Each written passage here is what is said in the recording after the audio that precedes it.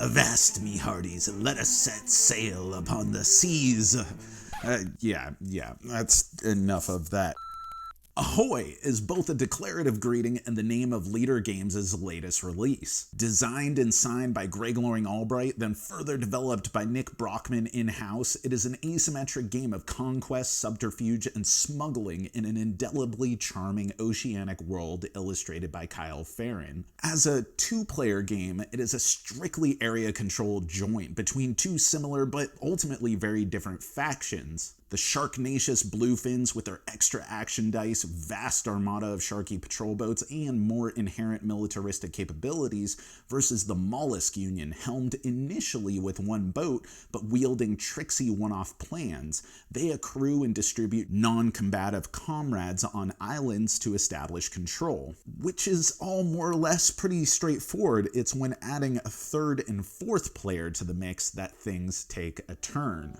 No matter how many people are sitting at the table, two players will always be playing that area control game, but additional players are smugglers who can do all the normal things: gain crew, participate in combat, move about the board, explore new terrain to expand the map, but rather than gain points from control of islands, their points come from their unique ability to smuggle resources from crew in the market, carefully taking them from an island they're affiliated with, just as if you were recruiting them, but instead place them as cargo, and upon completing delivery to an island matching the destination symbol, you get points and an array of different bonuses from your smuggler track.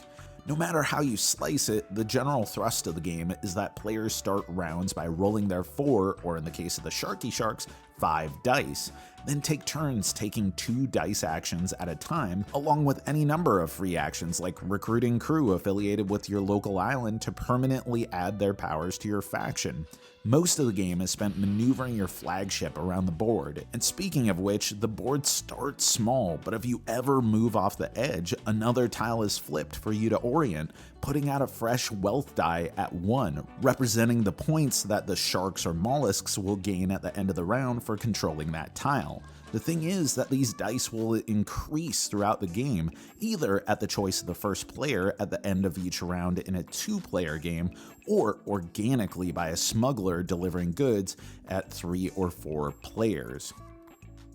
Like most things in Ahoy, the emergent board and the associated increasable wealth die is a simple but hugely impactful system. It incentivizes control points, adds dynamic character, and provides alternatives to strictly combative exchanges, and accelerates point accrual as rounds go on, making for a really nice arc to the game. If a player has 30 points at the end of a round, then the game ends, and smugglers can reveal committed goods, a way of racking bonus points by speculating which of the militant factions will control which type of territories, after which the most points wins, and this sort of impactful simplicity continues throughout. Yes, allocating dice to your board, sometimes having to meet restrictions, is pretty easy to pick up, but inflicted damage, taking up those precious action spots until they can be repaired, is full of implications. And combat occurs only when a unit moves into a territory, and either that unit or at least one of the units already there has armed cannons, usually requiring you to manually arm with an action dice.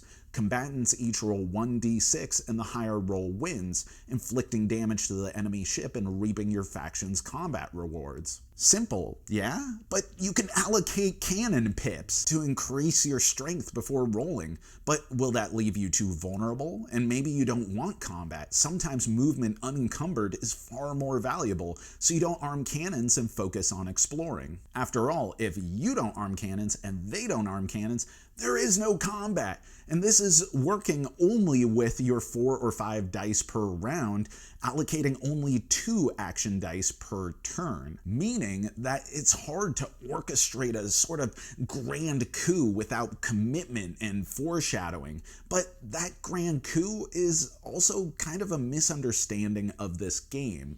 The thing about Ahoy is that it's by far the most accessible of Leader's asymmetric games. Faster playing, easier to learn, less temperamental at lower player counts, and more broadly consistent among faction rules than its cave and forest dwelling predecessors. But it's far from straightforward.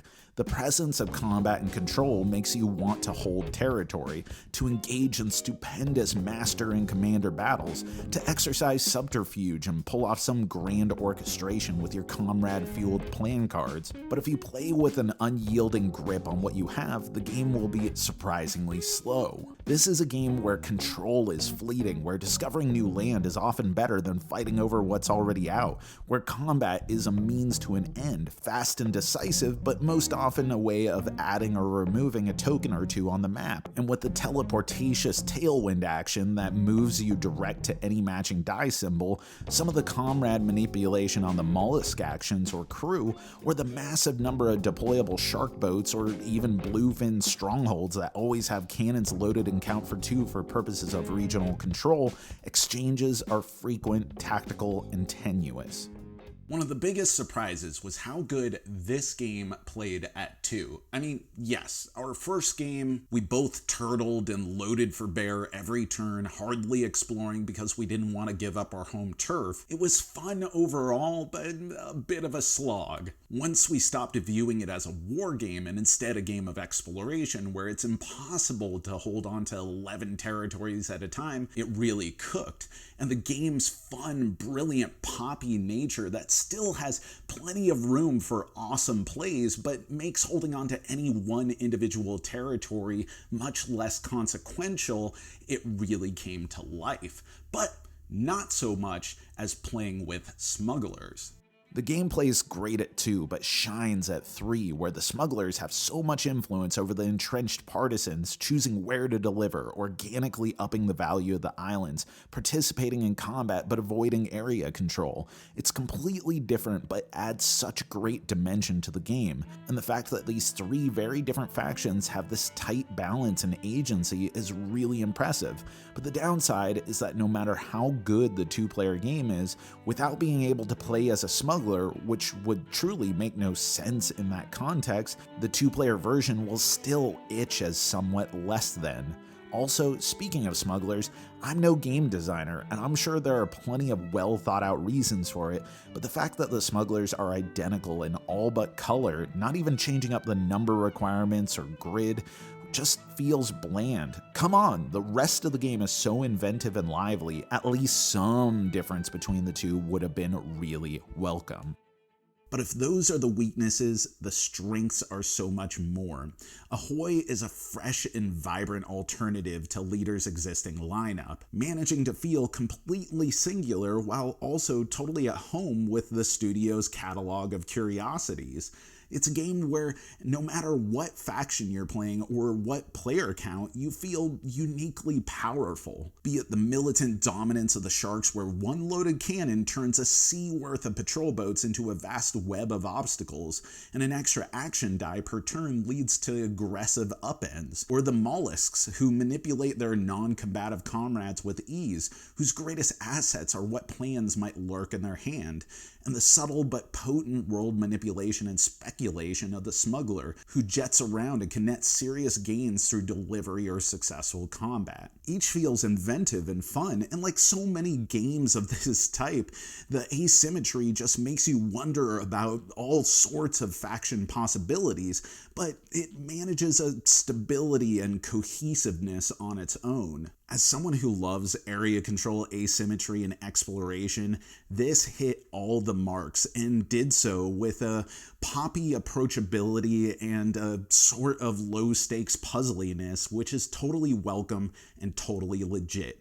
And I just want to play it more. And that's our review. But let us know, what are your favorite asymmetric games and what do you think of Ahoy? Let us know in the comments below. And as always, thanks for watching, thanks for supporting, thanks for being an awesome audience. You know that I've been Jack for the Cardboard Herald.